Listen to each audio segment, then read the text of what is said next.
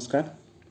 आज एक टॉपिक ऐसा है जिसमें आपने अगर पहले से कुछ नहीं पढ़ रखा है तो भी आपकी आसानी से समझ में आएगा और बहुत ही रुचिकर विषय है कि जो लोक प्रशासक है, जो लोक सेवक है, उनकी भूमिका कैसी हो, है ना। आप साधारणतः पढ़ते होंगे कि जो लोक सेवक है उनको राजनीतिक रूप से तटस्थ होना चाहिए, अनाम रह करके काम करना चाहिए, न्यूट्रलिटी निष्पक्षता के साथ में उनको काम करना चाहिए। तो लोक सेवक की भूमिका कैसी हो, और ये जो वीडियो है ना, ये कोई नोट्स टाइप के अंदर नहीं है, एक लंबा व्याख्यान सीरीज के अंतर्गत मैं आपको कुछ बताने जा रहा हूँ। आपको कुछ नोट करने की जरूरत नहीं है, बस ध्यानपूर्वक सुनिए कि लोक सेवक की भूमिका क्या है। तो दोस्तों, ब्रिटेन में एक कमेटी आई थी, मास्टरमैन कमेटी।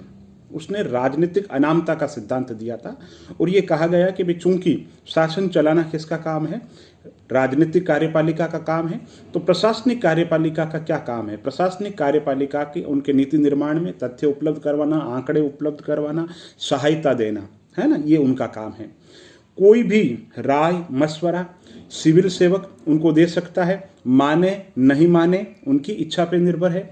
लोक सेवक को तो तटस्थ होकर के, अनाम रह करके, बिना प्रशंसा, किसी तरीके की खबरबाजी से दूर, उसको तो एक तटस्थ रह करके जो सरकार की जो नीतियां हैं उनको क्रियान्वित करना होना चाहिए।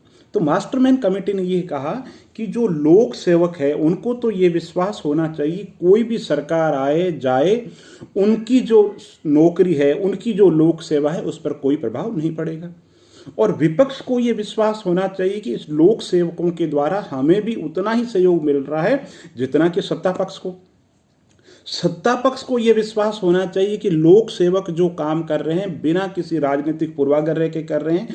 हो सकता है उन्होंने पहले वाली जो सरकार है, पहले वाले लोग हैं, उनके साथ में किसी तरह का रिलेशन रहा हो, अटैचमेंट रहा हो, लेकिन उससे कोई मतलब नहीं। हम जो नीतियां कह रहे हैं उन नीतियों की प्रभावशाली तरीके से लोक सेवक क्रियान्वित कर रहे हैं।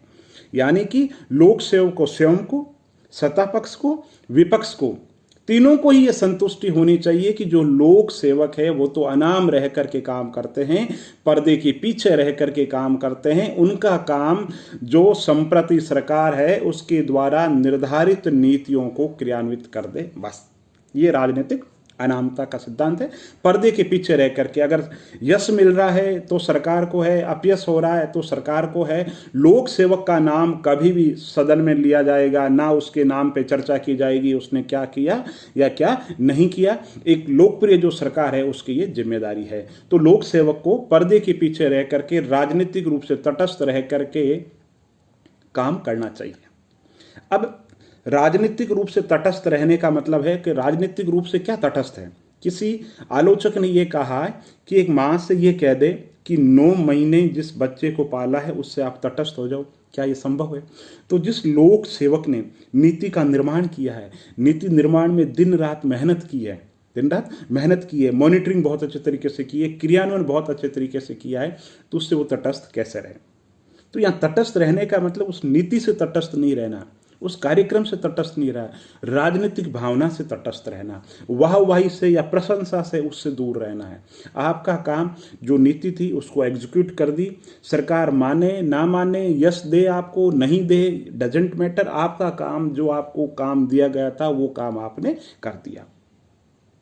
राजनीतिक तटस्थता का मतलब है कि आप राजनीतिक रूप से कोई बयानबाजी नहीं करोगे, आपके कोई राजनीतिक पूर्वाग्रह नहीं होंगे, आपके अगर राजनीतिक दल को लेकर के, किसी भी विचारधारा को लेकर के मन में भी कोई विचार है तो आप उसे सार्वजनिक जगह पर जाहिर नहीं करते हुए, आप लोक सेवक के रूप में आपके जो निर्धारित कार्य है, आपकी जो ड्यूटी है, उनको निष्पादित करते समय एक पल में भी किसी को भी ये नहीं लगना चाहिए कि आप ये जो काम कर रहे हो राजनीतिक विचारधारा से या आपके पूर्वाग्रहों से प्रेरित होकर की कर रहे हो।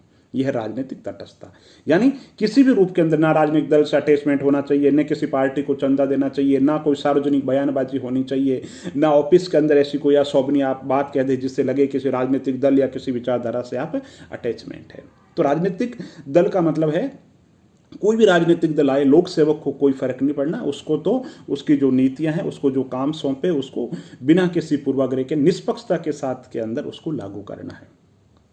एक सवाल और आता है, प्रतिबद्ध नौकरशाही।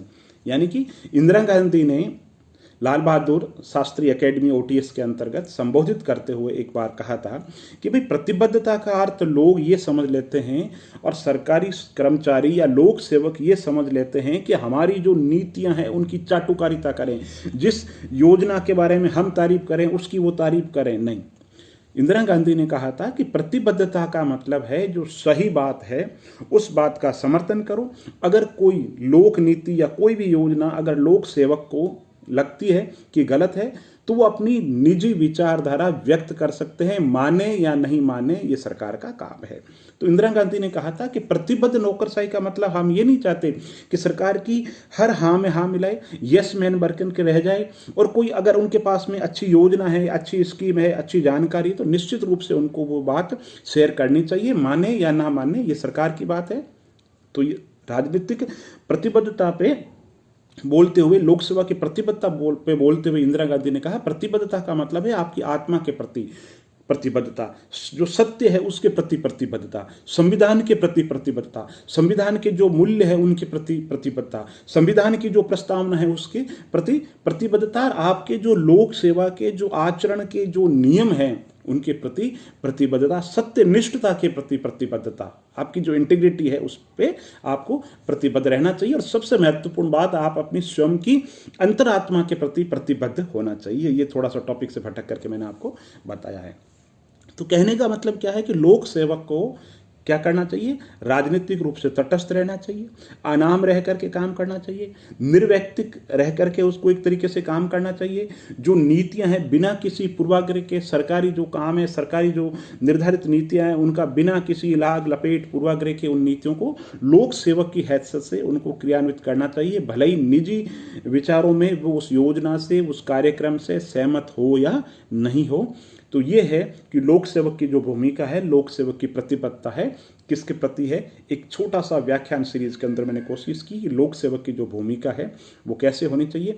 ये तो लोक सेवक की जो भूमिका की मैंने बात की। इसके अलावा जो सामान्य आप पढ़ते हैं, किसी राजनीतिक दल से अटैचमेंट नहीं होना चाहिए, चुनाव में किसी पार्टी को चंदा नहीं देना चाहिए, उसका निजी जीवन चरित्र बहुत अच्छा होना चाहिए, किसी से गिफ्ट वगैरह नहीं लेना चाहिए। लोक सेवा के आचरण के नियम है। केंद्रीय सेवा के अलग से बने हुए, अखिल भारतीय सेवाओं के अलग से बने हुए, राज्य लोक सेवाओं के अलग से बने हुए। राजस्थान की बात करें तो राज्य जो लोक सेवा नियम बना रखें, उन नियमों के अनुरूप राज्य लोक सेवक जो है उसको आचरण करना चाहिए। तो लोक सेवक का जो आचरण कैसा होना चाहिए, गैर राजनीतिक होना चाहिए, गैर विवादास्पद हो, इस तरीके से होना चाहिए।